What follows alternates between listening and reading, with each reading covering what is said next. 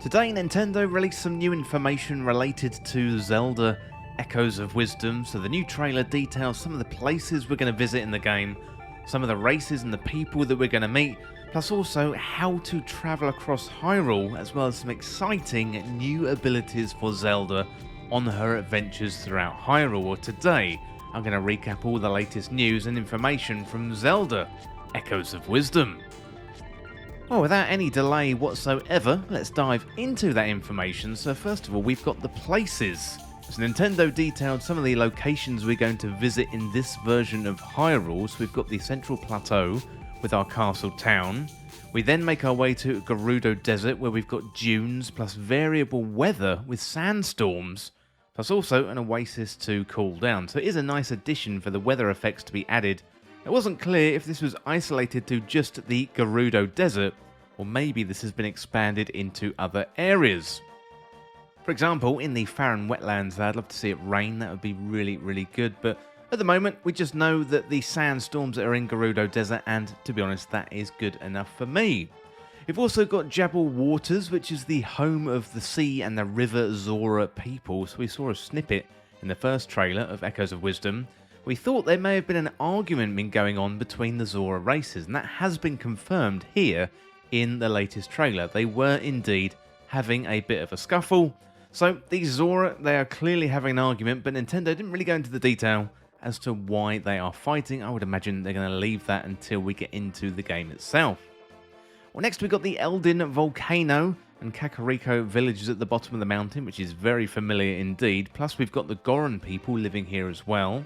And finally, we've got the Farron Wetlands, so here we meet the Deku Scrubs. Later we meet the Deku Tree himself, although Nintendo didn't provide any new details about the Deku Tree in this trailer, although we did get to see another variant of the Deku Scrubs, the Business Scrubs, and we're going to go into that in a little bit.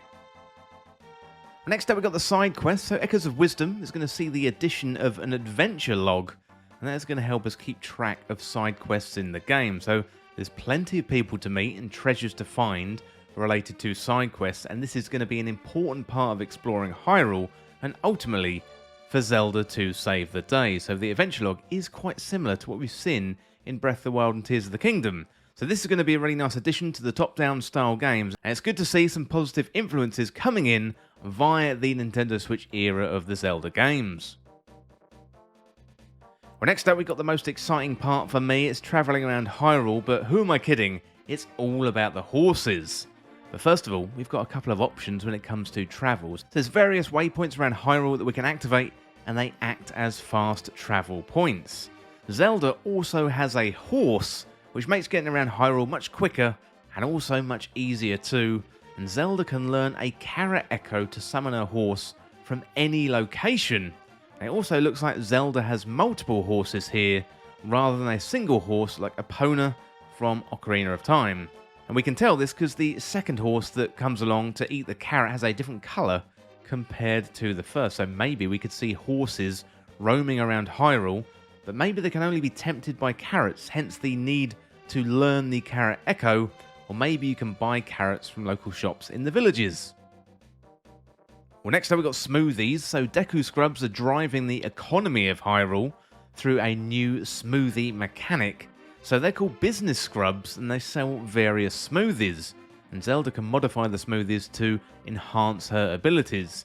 Smoothies looks to be a similar yet simpler version of cooking found in the recent Legend of Zelda games. So Deku Scrubs are going to allow Zelda to blend ingredients you've collected for helpful boosts, including resistance to elemental effects, and also recharging health as well. Well, next up we've got outfits, so players can enhance Zelda's abilities through another way, and this is through different outfits. Plus, also, they obviously provide different looks for Zelda on her adventures. Link has had different outfits in Breath of the Wild and Tears of the Kingdom, and now it's Zelda's turn too, so it continues the theme of bringing in inspiration from the open world Zelda games into the top-down style Zelda adventures. Well, next up we've got a new ability, and this one is really exciting too. So we've got Bind. So Bind is a new ability for Princess Zelda, allowing her to move larger objects at the same time as Zelda's moving. So this is used in the trailer to move a large boulder or uncover treasure from the ground. and you can also reposition enemies. And here in the trailer, they showed Zelda simply moving an enemy off a cliff, and they fall to their death. So Bind can be used in conjunction with Echoes, and here we get into very familiar territory of Link's abilities in Tears of the Kingdom. Reverse Bond is another ability that allows Zelda to attach to an item or an enemy, and she can fly and also move around the terrain as well.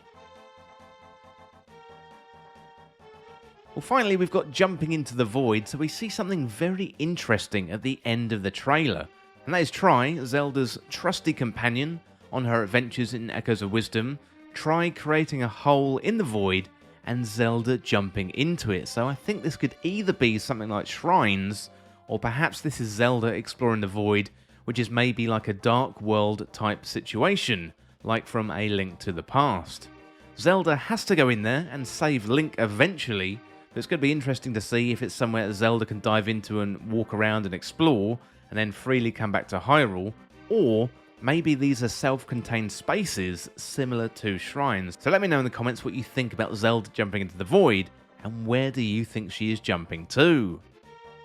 So I think the big takeaway from this is how much inspiration is being taken from Breath of the Wild and Tears of the Kingdom. Now, Zelda has a couple of new abilities, so creating Echoes, and we knew about that one from the first trailer, and also Bind, and that was introduced today as a brand new ability. So Bind looks quite similar to Ultra Hand, even though it likely behaves in a very different way. Now, the combination of creating Echoes and then also binding to them is going to be very, very interesting, and it's going to open up a whole load of options when it comes to solving puzzles.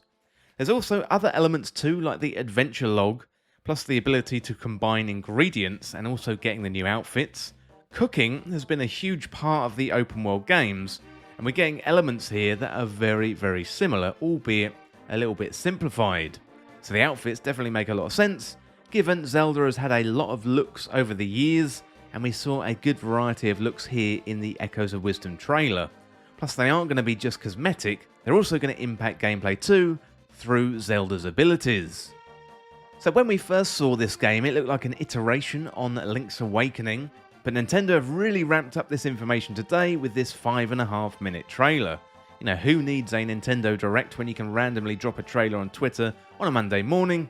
You know, it was a great surprise, and there's a whole load of information to pour over.